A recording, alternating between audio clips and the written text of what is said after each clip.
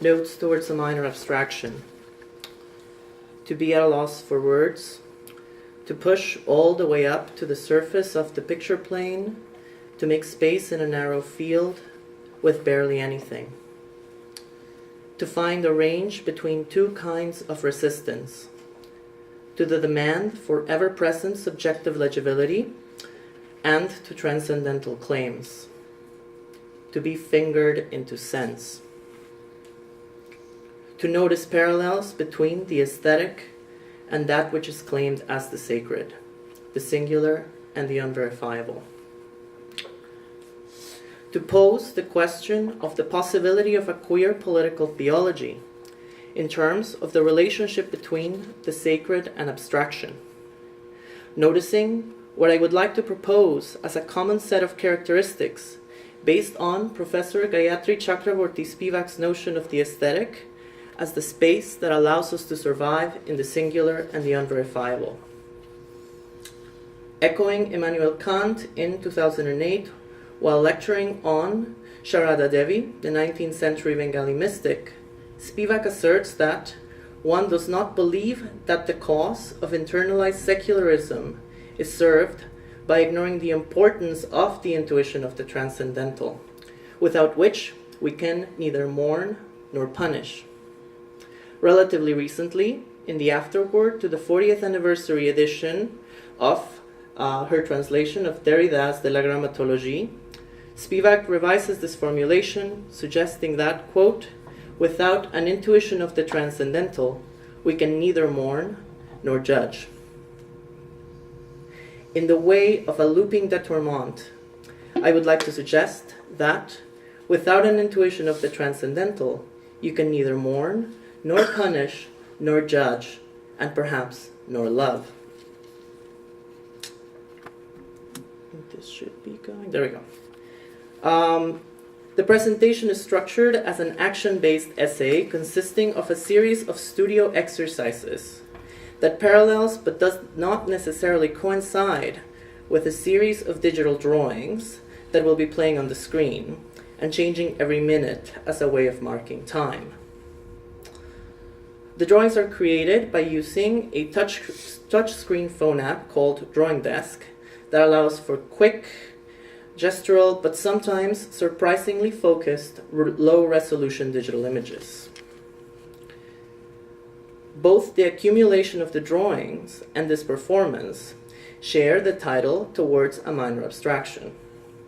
The title of both projects takes a cue from Professor John Paul Rico's recently republished essay, Jacking Off a Minor Architecture, as a way to pose the question of whether and how queerness may minoritize hegemonic theological and aesthetic discourses that transcendentalize both the sacred and the abstract. The essay proposes queerness as an agent in the de-domestication of sex and architecture in the context of the 1980s and 90s. It focuses on architectures of anonymous masturbatory pleasure as a spatial means to push past the over-determining discourses and practices of identity as, quote, the where of queer erotic ethics and politics, in which any acts or identities are understood to be the taking place of place, often non-appropriatively and in ways that are wholly dedicated to bodies and their differences and pleasures, unquote. Spaces that trained men who have sex with men, quote, how to have promiscuity in an epidemic. An anonymous space of radical reappropriation of the discourse of masturbation as safe sex and redirected it away from abstinence and from solitary self-love by promiscuously communitizing it. And so in thinking about Professor Rico's essay, I was reminded of a song by a Spanish pop group from the 80s called Mecano, which is called El Fallo Positivo, or the positive test, in a way, which was the first, probably the first and perhaps the only sort of pop hit about HIV and the AIDS crisis in Spanish. And the lyrics, I'll play a little bit of the song, but the lyrics tell the story of two partners, one of which tests positive, and then proceeds to withdraw sex from their partner as an act of love. And so the refrain, the sort of, the part that really sort of hits home, what the chorus starts with is the phrase, pesando en la balanza del amor, la ciencia y la conciencia, which roughly translates as weighing in the balance of love, science, and conscience. So this is just a little bit of the song. El fallo positivo anunció que el virus que navega en él, that the virus that navigates in love avanza sonándole las armas, dando las defensas por tus venas, advances, crushing the fences through your veins, and you pervade all passion.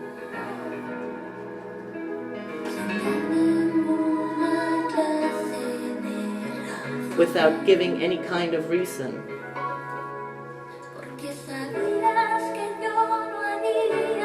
Because you knew I would not pay attention to your precautions.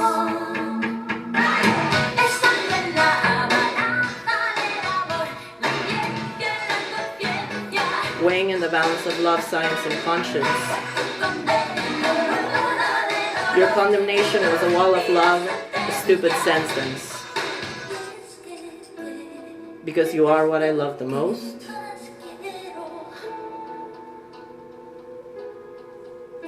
And without you, my life is a zero.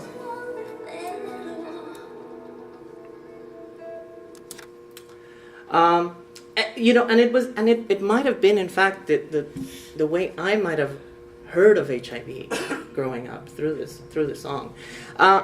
So in thinking about the song, I was thinking of the song, and I was thinking of Professor Rico's essay, and it struck me that as sort of gripping as the sort of lyricism of the words were, there was a certain sort of sex-negative conservatism. That the sort of the making of a hero of this lover who withdraws sex from their partner. And so I started to think of this, of pesando en la balanza del amor, la ciencia y la conciencia, and I started to think of all the different words in Spanish that it rhymes with.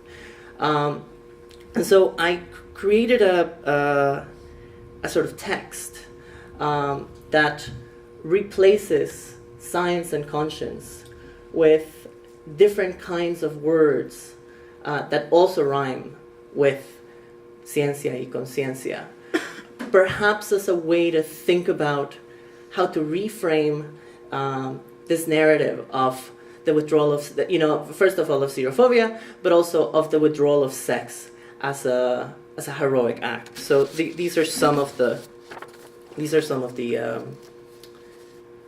possibilities besides science and conscience. Pesando en la balanza del amor, la silencia y la presencia. Pesando en la balanza del amor, la existencia y la experiencia.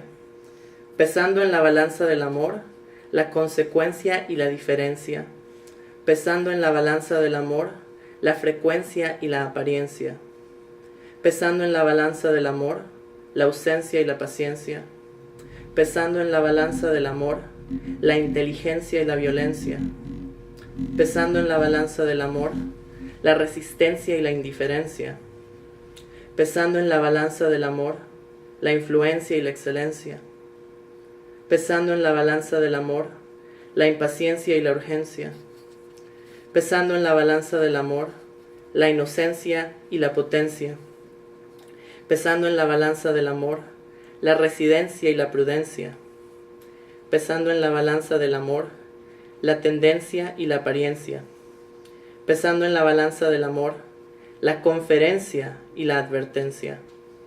Pesando en la balanza del amor, la referencia y la licencia. Pesando en la balanza del amor, la esencia y la correspondencia. Pesando en la balanza del amor, la diligencia y la evidencia.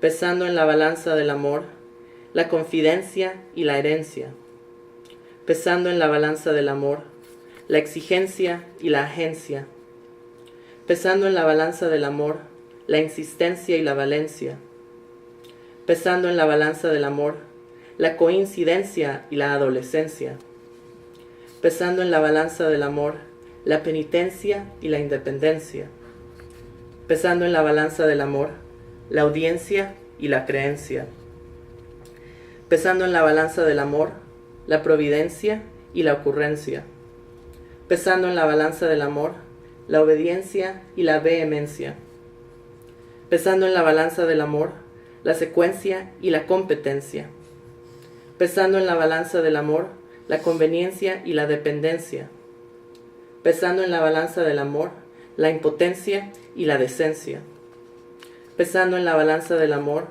la insolencia y la emergencia, pesando en la balanza del amor, la indulgencia y la permanencia, pesando en la balanza del amor, la sugerencia y la benevolencia, pesando en la balanza del amor, la consistencia y la impertinencia, pesando en la balanza del amor, la complacencia y la pertenencia, pesando en la balanza del amor, la concurrencia y la pendencia, pesando en la balanza del amor, la asistencia y la imprudencia, pesando en la balanza del amor, la asistencia y la presidencia, pesando en la balanza del amor, la elocuencia y la somnolencia. So that was the first note, and the first note is called minoritizing abstraction. How am I doing for time? 10? The second note is called Queer Mourning. The drawings began as an almost involuntary response to my father's death last June. How does a queer child with the transcendentalized intuitions of liberation theology mourn a newborn Christian father he loves but could never understand? To be confronted with bodily finitude is to be confronted with the question of faith and, in some cases, one's own faithlessness. Prior to my father's death, before the grief of his loss took away for a time my ability to write, I followed an intuition that turned me towards narrative as a means to preserve memories from a particular time in my father's life, soon after coming to Canada. Unable, perhaps embarrassed, to write in the first person, for reasons I do not fully understand, I took a continuing educational novel writing course at Ryerson with my friend, novelist Sarah Sheard. The following short scenes are third-person abstractions that trace two events in the life of a teenager in the Greater Vancouver area in the early 2000s. The problem with surviving is that you have to keep on living and tell the tale. The night before the meeting with the lawyer, they sit down on the dining table to fill out the personal information form for their claim. PIF. What a stupid name. 1. A. Given or first names. 1. B. Family or last names / surnames. 1. E. Nationality, ethnic and racial group or tribe. Okay, Guatemalan. 2. A. Have you or your family ever been harmed or mistreated or threatened by any person of group? Tick box. Yes. If yes, explain in detail. Well, where do we start?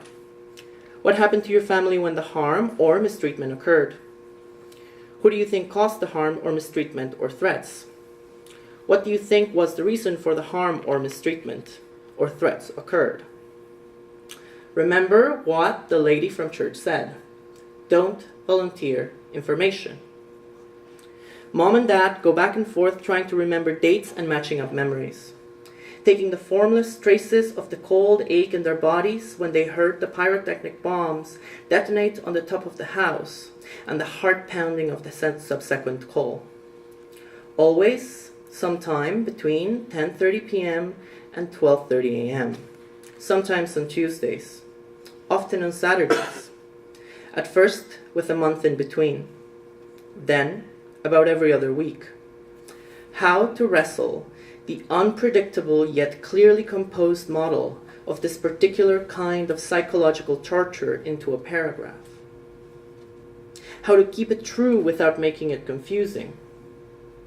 How to recall whether the car that would usually follow them from the school to the house about every other day, whether it was black or gray. Dad shakes his head. Perhaps to loosen up the events from the ball of terror and disbelief that has formed in his brain. Once in a while they ask blank, the character, a question about vocabulary. ¿Cómo se dicen vidrios polarizados? Tinted glass, I think. Though more often, they need help with sentence structure and making sure that the verbs were in the right tenses. They call the house and say they would kidnap the children. No, Papa. They called the house and said they would kidnap the children. As Mom and Dad get tired, they start to bicker over differing memories of details that would be irrelevant. But that in this case, these details may be the difference between being believed or not. Younger brother has fallen asleep on the pull-out couch, where Blank sleeps, and youngest brother has gone to his room. Blank's eyes are closing, and he's mad they did not let him have the TV on while they worked on the PIF. It was Who Wants to Be a Millionaire night. The morning of the meeting, they get ready to go at 8:30, so they can be at the lawyer's office in downtown by 10. Dad was even more insistent on being earlier than usual. They had to walk to the SkyTrain because the strike was still on. But it was only a 20-minute walk to Edmonds, past the park with the caged tennis court, down the slope littered with stomped-on cigarette boxes and used condoms that may have been originally candy-colored. Once they get to the waterfront, the office was just 3 blocks away, up a slope this time. Second scene, and I think that's about as much as we're going to have time for. In the 4th day of school, he wakes up by the sound of the radio alarm coming from Mom and Dad's bedroom.